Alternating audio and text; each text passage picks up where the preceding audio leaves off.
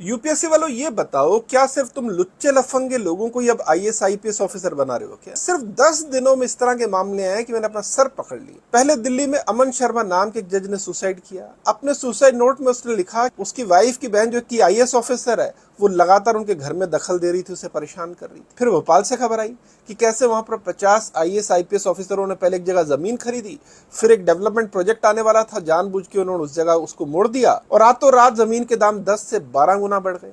अब दिल्ली से मामला है कि नारकोटिक्स विभाग में काम करने वाला एक सब इंस्पेक्टर था। इन लोगों का काम ये था कि शरीफ लोगों के घर पे छापेमारी करते थे, फिर चोरी छुपे उनके घर पे ड्रग्स रख देते थे। बाद में उस आदमी को कहते थे कि देखो ड्रग मिली है, तुम हमें 40-50 लाख दो वरना तुम्हें जेल हो जाएगी। और जो सब इंस्पेक्टर सब काम कर रहा था उसके पास 100 करोड़ की संपत्ति मिली है और पता ये लगा कि उसके साथ 2-3 आईपीएस ऑफिसर भी इसमें शामिल है। आज की इंडियन एक्सप्रेस की खबर है किस तरह से खिलाड़ियों की सुविधाओं के लिए जो 6 करोड़ रुपए रखा गया था ना, कैसे आईएएस ऑफिसरों ने उस 6 करोड़ का इस्तेमाल अपनी कॉलोनियों में स्विमिंग पूल बनवाने में, टेनिस कोर्ट बनवाने में खर्च कर दिया। हद है मतलब है। और आज ही का ये वीडियो देख लो, डीएम साहब मस्ती से अपना मोबाइल देख रहे हैं, सामने गरीब आदमी अपनी फरियाद सुना रहा है, लेकिन मजाल है कि डीएम साहब उससे नजर मिला ले, वो च्युइंगम चबाए जा रहे हैं, मोबाइल पे रीले देखे जा रहे हैं। मैं यूपीएससी से पूछना चाहता हूँ किस तरह के लोग भर्ती कर रहे हो भैया? तुमने 2013 में एथिक्स का एक पेपर इंट्रोड्यूस किया था, इसीलिए किया था ना ताकि लोग सिर्फ पेपर पास होकर अधिकारी ना बन जाएं। तुम्हें ये भी चेक करना था कि उनका कैरेक्टर कैसा है।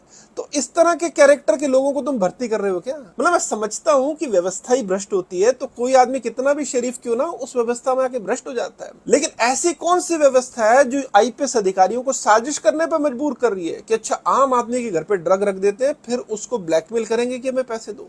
मतलब ये तो ऐसा लगता है कि वो फुल टाइम अपनी सारी बुद्धि पैसा कमाने में लगा रहे हैं। जिस देश का आईएएस और आईपीएस अधिकारी माफिया की तरह बर्ताव करेगा, क्रिमिनल की तरह बर्ताव करेगा, उस देश का क्या होगा?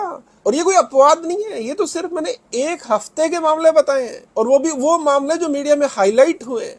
अब आप सोच के देखिए कि पूरे देश का हाल क्या है। नेता इस देश को लूट रहे हैं, आईएएस आईपीएस अधिकारी इस देश को लूट रहे हैं, पुलिस अधिकारी इस देश को लूट रहे हैं, जज इस देश को लूट रहे हैं। और आम आदमी क्या करे? आम आदमी को आप हर दूसरे दिन एक टास्क पकड़ा देते हो कि तुम सोना नहीं खरीदोगे, तुम विदेश नहीं जाओगे, तुम अपनी कार से ऑफिस नहीं जाओगे, तुम सब कुछ देश के लिए करोगे। और जिन लोगों को सच में देश के लिए कुछ करना है वो आम आदमी के घर पे ड्रग रख के उसी से पैसा वसूली कर रहे हैं। ये हाल है मेरे देश का।